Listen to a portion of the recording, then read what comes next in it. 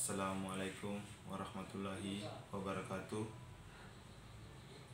Perkenalkan, nama lengkap saya Firmanuddin Silly Kasmin dengan NIM 1903030112, jurusan Sosiologi semester 6. Baik, terima kasih atas kesempatan yang diberikan. Di sini saya akan mempresentasikan tugas pertama review mata kuliah pendidikan anti korupsi. Di sini dengan judul bahwa Lembaga Tata Kelola dan Pengendalian Korupsi. Dalam buku ini adalah hasil dari meja bundar yang diselenggarakan oleh kami yang diadakan di Montevideo, Uruguay pada tanggal 26 sampai 27 Mei 2016. Ini adalah proyek ambisius karena jangkauannya yang luas. Ada peningkatannya pengakuan meskipun dengan sejarah panjang terjun ke dalam ini dari zaman Kerploy 1944 melalui tulisan-tulisan Mark Greenforter hingga munculnya ekonomi institusional. Bahwa ekonomi tidak dapat dilihat secara terpisah. Ini adalah disiplin yang tertanam dalam institusi, politik, dan hukum. Dan jika kita ingin lebih efektif dalam hal dampak kebijakan ekonomi, kita harus mengenali keterletakan ini, merancang intervensi kita dengan pemikiran ini. Selanjutnya, para korupsi seringkali bergandengan tangan dengan pejabat pemerintah yang ironisnya seharusnya menegakkan hukum. Bank Dunia adalah pengakuannya akan pentingnya perspektif ini. Dengan meja bundar kami mengumpulkan beberapa pemikiran terbaik yang telah berkontribusi pada usaha multidisiplin ini untuk melakukan investasi ide-ide terbaik dengan bagaimana ide-ide tersebut dapat diterapkan di lapangan. Ini adalah 1-2 hari diskusi dan debat menarik. Buku ini dengan bab afinansi Dix tentang lembaga anti korupsi, beberapa sejarah dan teori, di mana ia berpendapat bahwa terlepas dari pentingnya prinsip umum ekonomi yang luas, setiap negara perlu menemukan cara sendiri untuk meningkatkan tata kelola. Memang suatu pelajaran yang bisa diambil dari sejarah adalah bahwa kita adalah solusi universal. Misalnya kita mencegah korupsi dalam salah satu akhir abad pengetahuan. Negara kota kecil di Italia memutuskan untuk mengambilnya pelaksanaan kekuasaan kepada seseorang manajer kota.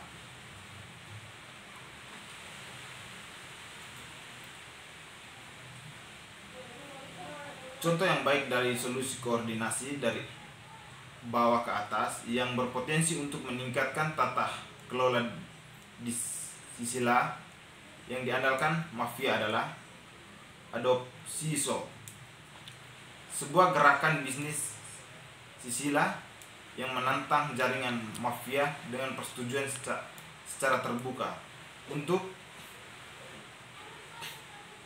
tidak membayar visa, uang perlindungan yang diperoleh mafia. Misalnya ketika kita mulai melihat masalah koordinasi, maka kita tidak ada kebijakan yang baik.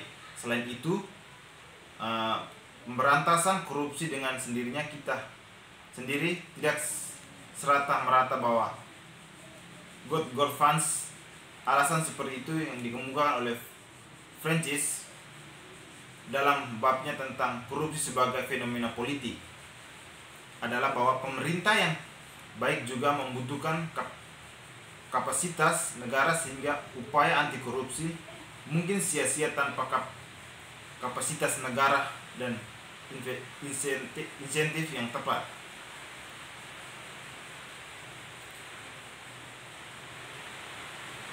Definisi dengan jelas oleh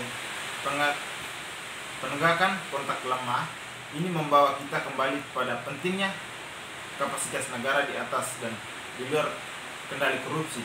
Cina adalah contoh yang baik dari sebuah negara yang berkat tradisi panjang kapasitasnya yang negara yang cukup telah mampu tumbuh cepat meskipun tingkat korupsi yang relatif tinggi.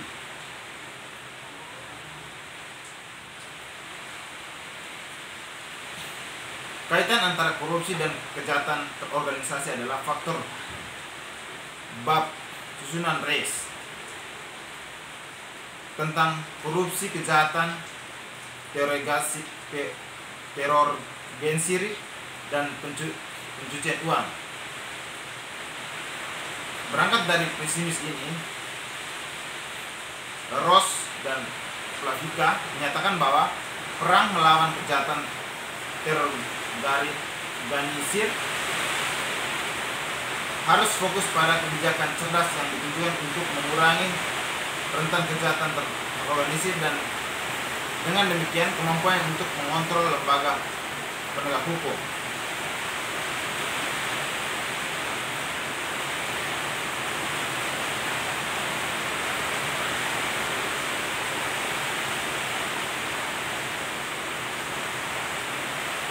Kegiatan anti pencucian uang dapat bertindak sebagai pajak yang efektif untuk kegiatan terlarang.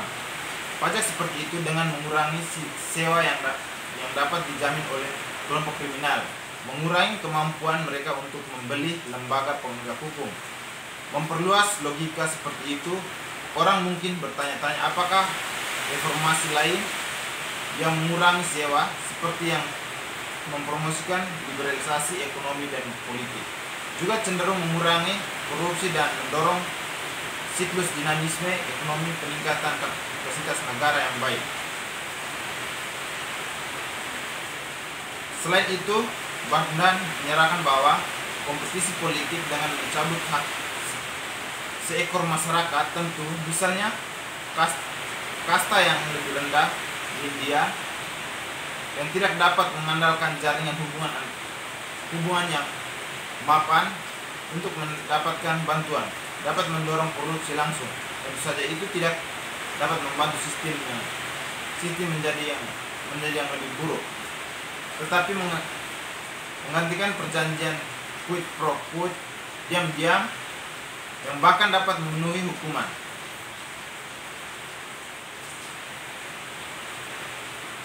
Logikanya adalah sebagai berikut. Salah satu alasan korupsi yang meluas menghambat investasi dan pertumbuhan adalah bahwa dalam masyarakat yang korup, aturan hukum tidak dapat dipercaya untuk menegakkan kontrak ini.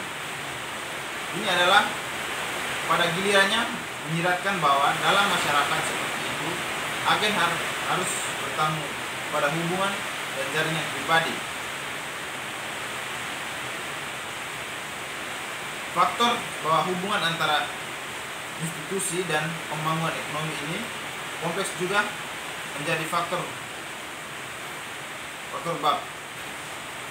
Bab dan Hennes, Blesse dan Muller.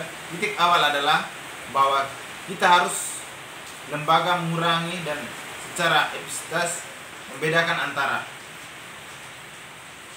yang mengatur akses ke dan mereka yang mengatur penggunaan kekuasaan. Pandangan mereka adalah bahwa komunitas internasional telah terlalu fokus pada yang pertama. Untuk membawa teori ini ke data, mereka kemudian melihat ukuran eksekusi melalui nilai sejauh ini berkorelasi dengan kendala pada keterbukaan eksekutif eksternal.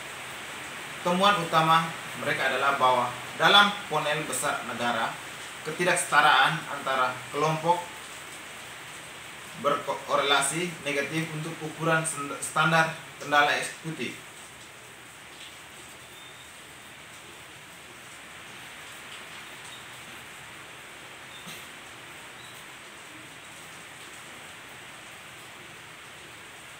Yang terakhir kita lihat bahwa seperti yang yang akan terlihat sekarang ini adalah serangkaian luas topik yang sering terkait dan diselidik oleh monografi ini. Kami tidak dapat mengeluarkan perangkat pedoman yang seragam untuk semua negara. Memang seperti yang dijelaskan oleh bab pembukaan yang sangat jelas, tidak jelas bahwa kita bahkan harus mencoba melakukannya. Kami harapkan dari video ini adalah menyajikan kepada pembukaan kebijakan. Baik, terima kasih. Mungkin dari saya, kurang lebihnya saya mohon maaf. Wabillahi taufiq wal hidayah. Wassalamualaikum warahmatullahi wabarakatuh.